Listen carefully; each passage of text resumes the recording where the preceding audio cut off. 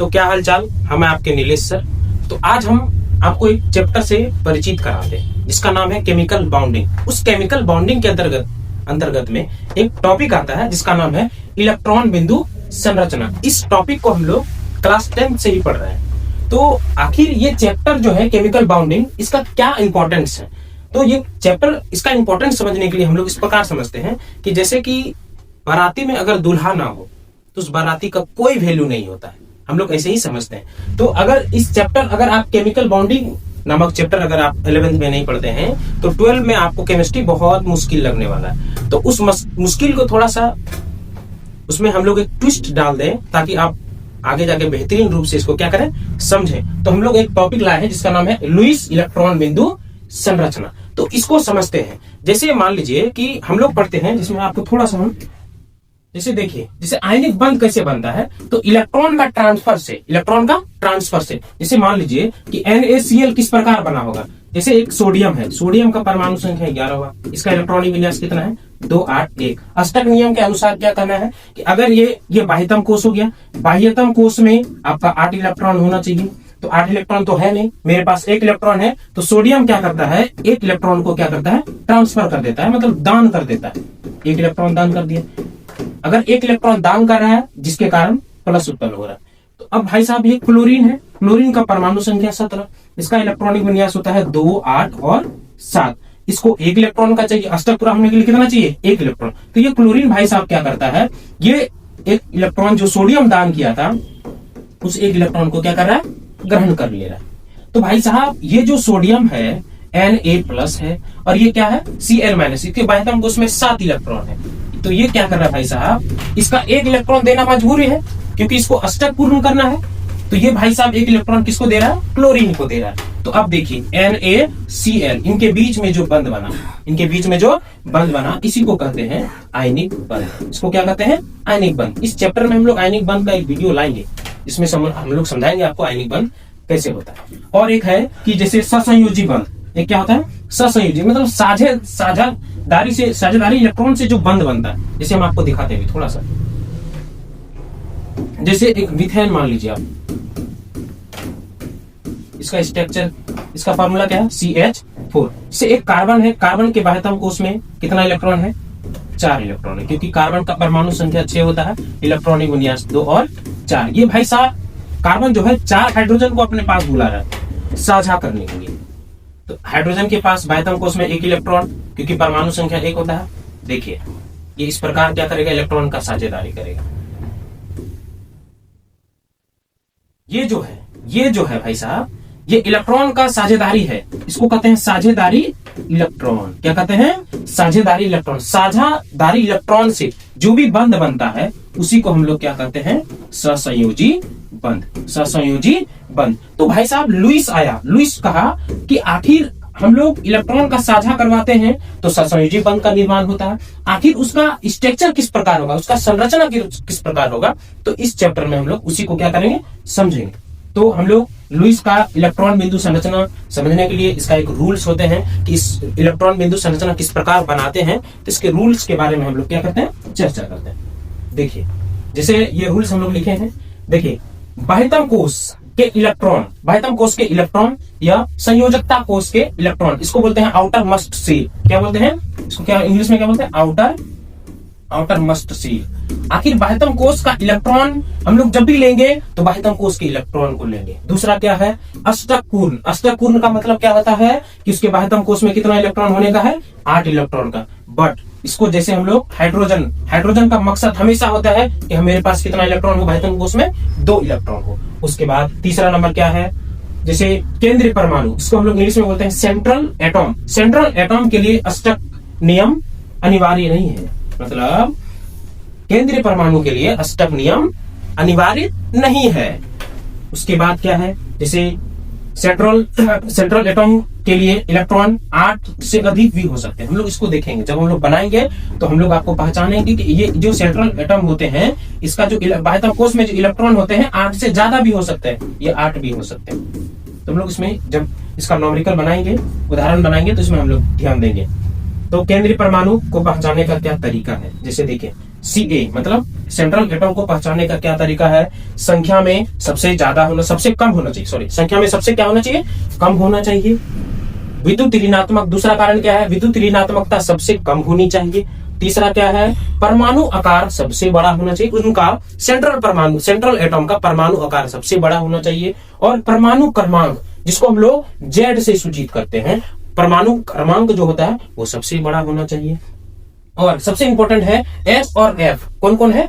H और F जो है, जैसे हम लोग लिख रहे हैं एच हाइड्रोजन एंड फ्लोरीन, कभी भी Ca मतलब सेंट्रल एटम कभी भी नहीं हो सकते हैं। हाइड्रोजन और फ्लोरीन, हम लोग इसको ध्यान में रखेंगे, कभी भी इसको सेंट्रल परमाणु नहीं कहेंगे हम लोग। चलिए थोड़ा सा दूसरा नेक्स्ट स्लाइड में। अब 6 नंबर क्या है? देखिए, केंद्रीय परमाणु अपनी अधिकतम संयोजकता मतलब मैक्सिमम कोवेलेंसी में रहने का प्रयास करती है। जैसे ऑक्सीजन है, ऑक्सीजन हमेशा चाहता है कि हमारे पास 2 हो, और सल्फर हमेशा चाहेगा हमारे पास कितना हो? 6 हो। नाइट्रोजन हमेशा कितना चाहेगा? 5। फास्फोरस कितना चाहेगा? 5। कार्बन कितना चाहेगा? 4 हो। और क्या 7 नंबर क्या बोल रहा है? यदि यौगिक पर धनावेश हो, यदि यौगिक पर क्या हो? धनावेश हो। यौगिक पर क्या हो? धनावेश हो। जैसे मानिए NH4 प्लस, NH4 प्लस, ये जो प्लस है, ये अगर यौगिक पर अगर धनावेश है तो ये भाई साहब जो प्लस है, ये जिसका संख्या कम है, जिसको हम लोग Ca बोलते हैं, सेंट्रल एटम बोलते हैं, उसी पे होगा। मतलब अगर NH4 पे प्लस है तो ये प्लस हाइड्रोजन का नहीं है, किनका है? नाइट्रोजन का। किनका है? नाइट्रोजन का। और यदि यौगिक पर ऋणावेश हो तो वह कॉर्नर परमाणु का होगा। किनका होगा? कॉर्नर परमाणु का होगा। चलिए थोड़ा सा हम इसको समझाते हैं। जैसे मानिए आपके पास है CO3 2 माइनस, हम लोग क्या बोले कि जिसकी संख्या कम होगी वो Ca सेंट्रल एटम। तो मान लीजिए कार्बन की संख्या 1 है, इसका मतलब ये है Ca है। अब देखिए कॉर्नर परमाणु आपके पास कितना है? ऑक्सीजन कितना है? 3। इसका मतलब ये जो 2 माइनस है ये कार्बन का नहीं है, किनका है? ऑक्सीजन का है। किनका है? ऑक्सीजन का है। Yes sir. जैसे और इसमें से एक और टॉपिक आएगा भाई साहब, इसका नाम है लॉन पेयर इलेक्ट्रॉन। क्या है? LP इलेक्ट्रॉन को निकालने का क्या फॉर्मूला है? Q minus BP electron. Q क्या फॉर्मूला है? Q माइनस BP का इलेक्ट्रॉन। Q क्या है? संयोजकता कोष के इलेक्ट्रॉन की संख्या। संयोजकता कोष के इलेक्ट्रॉन की संख्या को Q बोलते हैं। और LP इलेक्ट्रॉन हो गया, और आपका क्या है? BP electron. तो LP इलेक्ट्रॉन निकालने का क्या रूल है? Q माइनस BP का इलेक्ट्रॉन। BP का मतलब इसका मतलब होता है लॉन पेयर। क्या होता है? Lone pair electron. इसका मतलब होता है ये बॉन्ड पेयर इलेक्ट्रॉन। जैसे थोड़ा सा आपको समझा दें, जैसे मान लीजिए ये ऑक्सीजन है, ये जल है, ये जल है ना, जल को हम लोग इस प्रकार लिखते हैं। अब देखिए, अब ये भाई साहब ये जो बॉन्ड है इसी को कहते हैं BP बॉन्ड पेयर। इसको क्या कहते हैं? Bond pair. अगर ये बॉन्ड कितना इलेक्ट्रॉन से बना है? तो 2 इलेक्ट्रॉन से बना है। तो बॉन्ड पेयर इलेक्ट्रॉन कितना होगा? 2 होगा। कितना होगा? 2 होगा। Yes sir. थोड़ा सा आगे। अब देखिए, अब हम लोग क्या करेंगे? अब जो हम लोग बनाएंगे, हम लोग जो एग्जाम्पल बनाएंगे, जिसे बनाने की विधि क्या करेंगे हम लोग? बनाने की विधि। स्टेप 1 में क्या करना है? Q निकालना है। क्या निकालना है? Q निकालना है। Q को हम लोग क्या बोले थे? संयोजकता कोष के इलेक्ट्रॉन। संयोजकता कोष के इलेक्ट्रॉन मतलब हम इसको बोलते हैं आउटर मस्ट सेल के जो इलेक्ट्रॉन होते हैं, मतलब बाह्यतम कोष में जितने इलेक्ट्रॉन होते हैं उसी को Q बोलते हैं। दूसरा स्टेप क्या है? परमाणु के बीच में कम से कम एकल बंध देना है। पहला स्टेप क्या करना है हम लोगों को? Q फाइंड करना है। पहला स्टेप है Q फाइंड करना है। और जो भी दिया रहेगा आपको उसमें क्या करना है? कम से कम उन यौगिकों के बीच में एकल बंध देना है। कौन सा बंध देना है? एकल बंध देना है। चलिए, और तीसरा स्टेप क्या कहता है? अब LP मतलब लॉन पेयर इलेक्ट्रॉन काउंट करना है। पहला स्टेप Q, दूसरा स्टेप क्या है? यौगिकों के बीच में एकल बंध देना है। तीसरा क्या है? लॉन पेयर इलेक्ट्रॉन क्या करना है? फाइंड करना है। लॉन पेयर इलेक्ट्रॉन फाइंड करने के बाद यहाँ पे इस लॉन पेयर इलेक्ट्रॉन का उपयोग जो है, जितना हमारे पास लॉन पेयर इलेक्ट्रॉन होगा उनका उपयोग हम लोग या तो लॉन पेयर के रूप में करेंगे, नहीं तो डबल बॉन्ड और ट्रिपल बॉन्ड में। क्यों ऐसा करते हैं? क्योंकि हमें बाह्यतम कोष में 8 इलेक्ट्रॉन लाना है। कितना लाना है? 8 इलेक्ट्रॉन लाना है। चलिए, जैसे बनाते हैं, जैसे H2 हमारे पास पहला उदाहरण है। तो सबसे पहले क्या करना है? स्टेप लिखा गया है इधर। Q को निकालने का क्या तरीका है? संयोजकता कोष के इलेक्ट्रॉन प्लस ऋणावेश माइनस धनावेश। दूसरा स्टेप क्या है? परमाणु आयन या अणु के बीच में कम से कम एटलीस्ट एकल बंध आपको लगाना है। तीसरा स्टेप में क्या है, लॉन पेयर इलेक्ट्रॉन फाइंड करना है। लॉन पेयर इलेक्ट्रॉन फाइंड करने का क्या है, Q माइनस बीपी का इलेक्ट्रॉन। इस लॉन पेयर इलेक्ट्रॉन का उपयोग हम लोग लॉन पेयर के रूप में करेंगे, नहीं तो किसके रूप में करेंगे, डबल बॉन्ड या ट्रिपल बॉन्ड के रूप में। तो सबसे पहले Q फाइंड करते हैं। Q क्या क्या है, संयोजकता कोष के, हाइड्रोजन का संयोजकता कोष 1 है, 1 गुना 2, न तो इसके पास धनावेश है न तो क्या है ऋणावेश, ये उदासीन है। तो Q बराबर कितना निकल गया, 2 एकम 2। उसके बाद क्या करना है, इन हाइड्रोजन परमाणुओं के बीच में एकल बंध लगाना है। एटलीस्ट एकल बंध लगा दिए, और एकल बंध में इलेक्ट्रॉन कितने होते हैं, 2 इलेक्ट्रॉन होते हैं। उसके बाद क्या बोला गया, बीपी लॉन पेयर इलेक्ट्रॉन निकालने का तरीका क्या है, Q माइनस बीपी का इलेक्ट्रॉन। Q क्या है, Q का संख्या हमारे पास 2 है। बॉन्ड पेयर इलेक्ट्रॉन कितने हैं, तो यहां देखिए बॉन्ड पेयर इलेक्ट्रॉन एक अरे कितना हुआ, 2। तो लॉन पेयर का इलेक्ट्रॉन कितना निकल गया, 2, 0 निकल गया। तो लॉन पेयर इलेक्ट्रॉन हमारे पास है ही नहीं, तो हम लॉन पेयर का उपयोग क्या करेंगे, न तो हम इसका डबल बॉन्ड न तो ट्रिपल बॉन्ड कर सकते हैं। इसका उपयोग अष्टक के लिए, बाह्यतम कोष में 8 इलेक्ट्रॉन को पूरा करने के लिए हम लोग एलपी इलेक्ट्रॉन का उपयोग एलपी लॉन पेयर के रूप में और लॉन डबल बॉन्ड नहीं तो ट्रिपल बॉन्ड के रूप में करते हैं। तो चलिए, हमारे पास लॉन पेयर नहीं है, तो ये इसका रहा फाइनली आंसर, यही है। दूसरा उदाहरण हम देखते हैं, थोड़ा सा ज्यादा आप समझिएगा। दूसरा उदाहरण हमारे बीच में है ऑक्सीजन O2।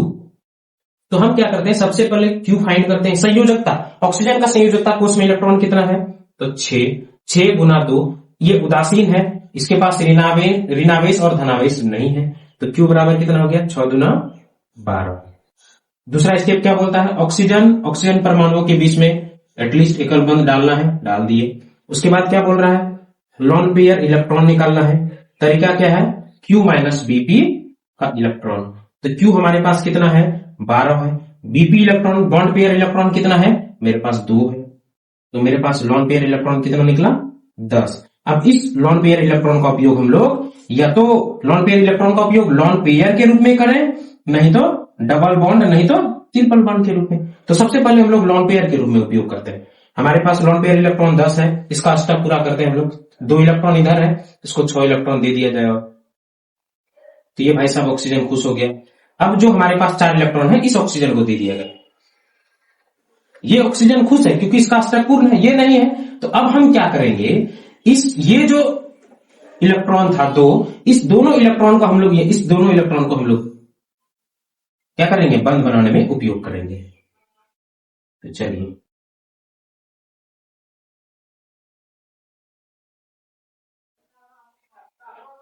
देखिए, अब देखिए तो अष्टक इसके ये इधर 4 4 8, इधर भी 4 और 4 कितना हो गया, ये आपका फाइनल आंसर है। ये है ऑक्सीजन का क्या, लुईस इलेक्ट्रॉन बिंदु संरचना। तो चलिए, तीसरा उदाहरण हम लोग आपको सिखाते हैं। तीसरा उदाहरण है हमारे पास नाइट्रोजन N2। तो सबसे पहले Q निकालना है। Q कैसे निकालते हैं, नाइट्रोजन का संयोजकता कोष में इलेक्ट्रॉन कितना है, 5। कितना है, 5 गुना 2 प्लस ये ऋणावेश और धनावेश नहीं है, 0 हो जाएगा। 5 दुना कितना हो गया, 10। कितना निकला, 10 निकल गया। अब हमारे पास नाइट्रोजन के बीच में एकल बंध डालना है, तो डाल दिए। चलिए, उसके बाद लॉन पेयर इलेक्ट्रॉन निकालना है। कैसे निकालते हैं, Q माइनस बीपी का इलेक्ट्रॉन। Q कितना है, 10। बीपी इलेक्ट्रॉन कितना है, तो देखिए 2 इलेक्ट्रॉन है मेरे पास। तो कितना, लॉन पेयर इलेक्ट्रॉन कितना बच गया, 8। इस लॉन पेयर इलेक्ट्रॉन का उपयोग हम लोग आपको समझाए थे कि या तो आप लॉन पेयर के रूप में कीजिए, नहीं तो किसके रूप में करना है, डबल बॉन्ड नहीं तो ट्रिपल बॉन्ड में। तो सबसे पहले लॉन पेयर के रूप में करते हैं। हमारे पास लॉन पेयर इलेक्ट्रॉन कितना, 8। इसमें रखा जाए, इसमें इसका अष्टक पूरा कर रहे हैं। 2 इलेक्ट्रॉन इधर है, 6 देना है इसको। 2 2 2 4 और 2 6, बाकी 2 बचा, इस पे रख दिया जाए। अब देखिए, इस नाइट्रोजन को देखिए, ये खुश है भाई साहब, क्योंकि इसका अष्टक पूर्ण है। ये खुश है नहीं, क्यों, इसके बाह्यतम कोष में 4 ही इलेक्ट्रॉन हुआ। तो अब हम इनके इलेक्ट्रॉन को क्या करेंगे, इनके इलेक्ट्रॉन को हम लोग बंध के रूप में उपयोग करते हैं। ये 2 इलेक्ट्रॉन जो था इसके पास, सबसे पहले हम लोग इसका बंध के रूप में उपयोग करेंगे। उसके बाद देखिए, इसको हटाते हैं, इस इलेक्ट्रॉन को, 2 इलेक्ट्रॉन को हटा दिया गया। अब देखिए, 2 और 2 4 4 4 8, ये नाइट्रोजन खुश है, ये नाइट्रोजन खुश है। यहां हो गया 2 2 4 और 4 2 6, इसको चाहिए 8 लेकिन 6 ही है। अब हम फिर क्या करेंगे, इन दोनों इलेक्ट्रॉन को बंध के रूप में उपयोग करते हैं। अब देखिए नाइट्रोजन के पास 1 2 3 4 5 6, 6 2 8, इधर 6 और 2 8, ये रहा आपका फाइनली आंसर। ये है नाइट्रोजन का इलेक्ट्रॉन बिंदु, लुईस इलेक्ट्रॉन बिंदु संरचना। चलिए नेक्स्ट, अब हमारे पास है थोड़ा सा उससे कॉम्प्लिकेटेड है बट बहुत आसान होता है। क्या है? H3O plus, H3O plus. देखिए हाइड्रोजन हमारे पास कितना है? 3 है, और ऑक्सीजन क्या है? 1 है। हम लोग क्या बोले थे कि जिसकी संख्या कम होती है वही Ca होता है, सेंट्रल एटम वही है। तो ऑक्सीजन हमारे पास सेंट्रल एटम है, इसका मतलब ये भाई साहब बीच में रहेगा। कहां रहेगा? बीच में रहेगा। चलिए अब देखिए ये हमारा क्या हो गया? कॉर्नर परमाणु। क्या हो गया? कॉर्नर परमाणु। सबसे पहले हम लोग क्यू निकालते हैं। तो हाइड्रोजन का बाह्यतम कोश में कितना इलेक्ट्रॉन है? 1 गुना 3, प्लस ऑक्सीजन का कितना होता है बाह्यतम कोश में? 6। इसके पास अब देखिए अब क्या बोला गया? ऋणावेश नहीं है, तो धनावेश को हम लोग क्यों निकालते थे? तो क्या कहते थे? संयोजकता कोश के इलेक्ट्रॉन, संयोजकता कोश के इलेक्ट्रॉन प्लस ऋणावेश, और हम लोग धनावेश को क्या कर देते थे? माइनस कर देते थे। चलिए हम लोग इसको माइनस कर देते हैं। तो प्लस कितना है? +1 है, इसका माइनस करना है। तो चलिए कितना होगा? 3 का 3, 6 और 3 9, अब 9 में 1 गया, कितना बचा? 8। क्यों आपके पास कितना निकल गया? 8 निकल गया। क्यों कितना निकल गया? 8 निकल गया। अब हम लोग दूसरा स्टेप में क्या करते हैं? हमारे पास जो सेंट्रल परमाणु ऑक्सीजन था, इसकी संख्या कम था, इसको बीच में रखा जाएगा। उसके बाद कॉर्नर परमाणु को रखा जाए। कॉर्नर परमाणु में कितना हाइड्रोजन है? 3 हाइड्रोजन रख दिया गया। और क्या बोला गया? सभी के बीच में एटलीस्ट एकल बंध दे दिया जाए, तो दे दिया गया। उसके बाद हम लोग एलपी, लॉन पेयर इलेक्ट्रॉन क्या करते हैं? काउंट करते हैं। क्या रूल है इसका? क्यू माइनस बीपी का इलेक्ट्रॉन। क्यू कितना है? 8 है। अब बीपी का इलेक्ट्रॉन कितना? देखिए 2, यहां पे 2, 4 और 2 6, कितना बचा? एलपी का इलेक्ट्रॉन, एलपी का इलेक्ट्रॉन हमारे पास कितना बचा है? 2 इलेक्ट्रॉन बचा है। अब ये क्या करना है? हम लोग देख सब उस, जैसे ही मेरे पास लॉन पेयर का इलेक्ट्रॉन निकल जाएगा, हम लोग कॉर्नर परमाणु को अष्टपूर्ण करने का प्रयास करेंगे। तो हमारे पास तो हाइड्रोजन है, हाइड्रोजन का मकसद ही होता है कितना इलेक्ट्रॉन? 2 इलेक्ट्रॉन। तो इसके पास तो 2 है, इसके पास भी 2 है, इसके पास भी 2 है। तो ये कॉर्नर परमाणु ऑलरेडी क्या है? अस्थाई है। अब हम लोग क्या करेंगे? सेंट्रल परमाणु को क्या करेंगे? सेंट्रल परमाणु का अष्टक पूरा करेंगे। 6 था, लॉन पेयर मेरे पास 2, देखिए यहां बचा हुआ है, इन 2 लॉन पेयर को यहां पे क्या कर दिया गया? रख दिया जाएगा। और ये जो प्लस है, हम लोग बताए थे कि यदि यौगिक में प्लस होता है तो वह सेंट्रल परमाणु का होता है, इसीलिए ये जो प्लस है किसका है? ऑक्सीजन का। किसका है? ऑक्सीजन का। ये रहा आपका आंसर।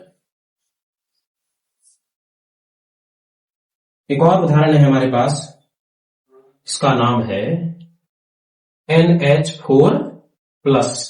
क्या बोलते हैं इसको? कौन सा आयन बोलते हैं? Ammonium ion. कौन सा आयन बोलते हैं? Ammonium ion. देखिए नाइट्रोजन 1 है, हाइड्रोजन कितना है? 4 है। हाइड्रोजन कितना है? 4 है। हम लोग क्या बोले थे? जिसकी संख्या कम होगा वही Ca होगा। सेंट्रल एटम कौन होगा? तो नाइट्रोजन। कौन होगा? नाइट्रोजन। Yes sir, nitrogen. ये तो पता चल गया कि Ca नाइट्रोजन है। क्यों निकालते हैं? क्यों निकालने का क्या तरीका? नाइट्रोजन के बाह्यतम कोश में 5 इलेक्ट्रॉन, प्लस हाइड्रोजन का 1 गुना 4। अब देखिए ऋणावेश नहीं है, धनावेश है। धनावेश को हम लोग माइनस करते हैं, माइनस कर दिए। 4 1 4 -1, 5 4 9 में 1 गया, कितना बचा? 8। क्यों कितना है? अब मेरे पास 8 है। क्यों कितना है? 8 है। तो उसके बाद क्या स्टेप है? इनके बीच में क्या दिया जाए? एकल बंध दिया जाए। दे दिया गया। चलिए इन बंध के एकल बंध में कितना इलेक्ट्रॉन होते हैं? 2 इलेक्ट्रॉन होते हैं। बंध पेयर इलेक्ट्रॉन होते हैं हम लोग। तो एलपी इलेक्ट्रॉन निकालने का तरीका क्या है? क्यू माइनस बीपी का इलेक्ट्रॉन। क्यू कितना है मेरे पास? 8। बंध पेयर कितना है? देखिए 1 2 3 4, 4 है, मतलब 4 गुना कितना इलेक्ट्रॉन हो गया? 8। तो मेरे पास लॉन पेयर इलेक्ट्रॉन कितना बच गया? 0। कितना बच गया? 0। तो हम मेरे पास लॉन पेयर इलेक्ट्रॉन है ही नहीं, तो हम इसका उपयोग लॉन पेयर और डबल बॉन्ड या ट्रिपल बॉन्ड के रूप में हम लोग नहीं कर सकते। तो देखिए सबका अष्टक पूर्ण है। हाइड्रोजन का मकसद 2 है, इसका भी 2, इसका भी 2, इसका भी। ये कंप्लीट है। नाइट्रोजन को चाहिए 8, 2 2 4 2 6 और 2 8। नाइट्रोजन भी क्या है? खुश है। और हम लोग जानते हैं कि यदि यौगिक में प्लस होता है तो वह किसका होता है? सेंट्रल एटम का होता है। तो ये रहा आपका लुईस स्ट्रक्चर। ये रहा आपका लुईस स्टेप सर, हम लोग अभी जो देखे धनायन वाला देखे, हम लोग नेक्स्ट वीडियो बनाएंगे, ज्यादा लंबा वीडियो हो जाएगा, तो हम लोग जो नेक्स्ट वीडियो बनाएंगे वो रिनाइन पे बनाएंगे। रिनाइन धनायन, इसका लुईस का धनायन आसान है, रिनाइन थोड़ा सा कॉम्प्लिकेटेड होता है। जैसे हम थोड़ा सा आपको डेमो देंगे, जैसे CO3 ये 2-। हम लोग आज ये जानेंगे अगले वीडियो में कि आखिर ये कार्बोनेट आयन, इसको क्या बोलते हैं, कार्बोनेट आयन, क्या बोलते हैं, कार्बोनेट आयन। इस कार्बोनेट आयन के पास ही 2- क्यों हुआ, क्यों नहीं इसके पास 3- हुआ, क्यों नहीं इसके पास क्या हुआ, -1 हुआ।